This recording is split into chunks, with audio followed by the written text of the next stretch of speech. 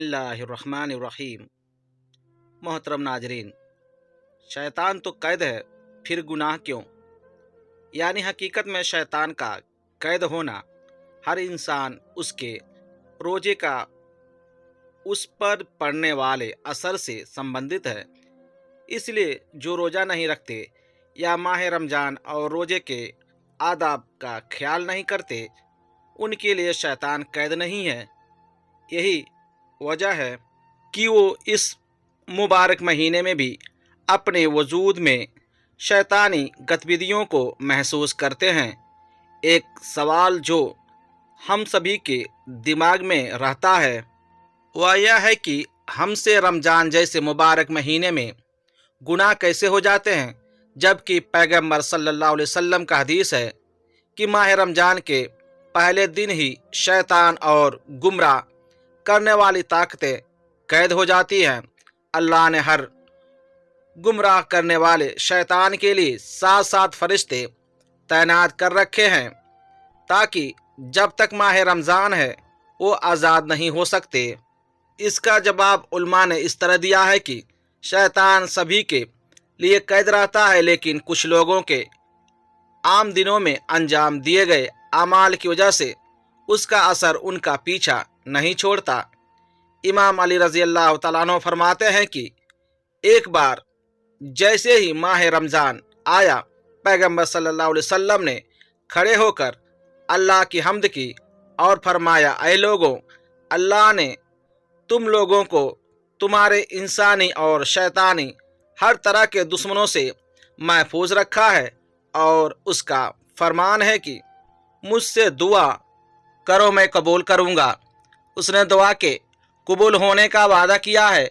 और याद रखना, अल्लाह ने गुमराह करने वाले हर शैतान को 7 फरिश्तों द्वारा कैद कर दिया है, और जब तक माह रमज़ान ख़त्म नहीं होता वो आज़ाद नहीं किए जाएंगे।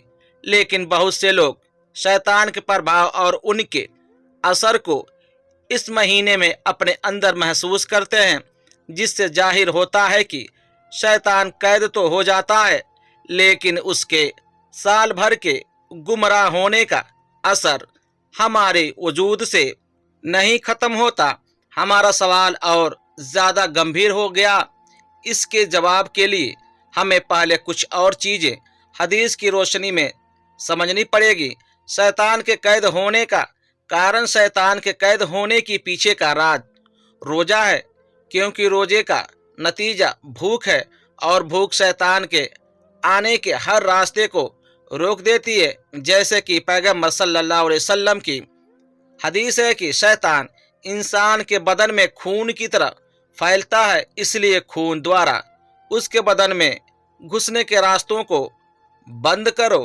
यानी हकीकत में शैतान का कैद होना हर इंसान उसके रोजे का उस पर पड़ने वाले असर से संबंधित है। इसलिए जो रोज़ा नहीं रखते या माह रमज़ान और रोजे के आदाब का ख्याल नहीं करते, उनके लिए शैतान कैद नहीं है। यही वजह है कि वह इस मुबारक महीने में भी अपने वजूद में शैतानी गतिविधियों को महसूस करते हैं। हदीस और इस बयान के बाद कहा जा सकता है कि शैतान सारे लोगों के लिए कैद नहीं होता, बल्कि वो बंदे जो अल्लाह की खुशनुदी के लिए माह रमज़ान और रोजे के सारे आदाब का ख्याल रखते हुए रोज़ा रखते हैं, वो शैतानी ताकतों से महफूज रहते हैं। इस मुबारक महीने में शैतान सब के लिए कैद हो जाता है, लेकिन हमारे ही अमाल उसकी आज़ादी की वजह बन जाते हैं। इसी वजह से इस अल्लाह के महीने में भी हमारे ऊपर हावी हो जाता है, जिसका अंदाज़ा इस हदीस से लगाया जा सकता है। पैगंबर सल्लल्लाहु अलैहि वसल्लम फरमाते हैं, ऐ लोगों, इस महीने में जन्नत के दरवाजे खुल जाते हैं, अल्लाह से दुआ करो, फिर कभी ये दरवाजे तुम्हारे लिए बंद ना हो। जहन्नम के दरवाजे बंद हो जाते हैं, अल्लाह से दुआ करो, फिर कभी ये दरवाजे तुम्हारे लिए ना खुले। शैतान कैद हो गया है, अल्लाह से दुआ करो, दोबारा तुम्हारे ऊपर हावी ना हो। यहाँ तक कि हमारे माह रमज़ान से पहले के अमाल भी इस महीने में हमको और हमारे अमाल को प्रभावित करते हैं। अल्लामा इकबाल जिल्द नंबर 1 पेज नंबर 73। ऊपर हदीस की रोशनी में जिक्र की गई है बातों से कुछ अहम नतीजे निकलते हैं। पहले ये कि हमें माह रमज़ान से पहले के अपने गुनाहों के लिए अल्लाह की बारगाह में तौबा करनी चाहिए ताकि इस मुबारक महीने की बरकतों और नेमतों से फ़ायदा उठा सकें।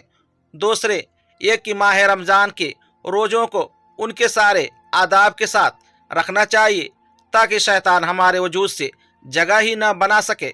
तीसरे ये कि शैतान से बचने के लिए अल्लाह से हर हाल में मदद मांगते रहना चाहिए। दुआ करते हैं कि अल्लाह ताला हम सबको नेक अमाल करने की तौफीक अता फरमाए।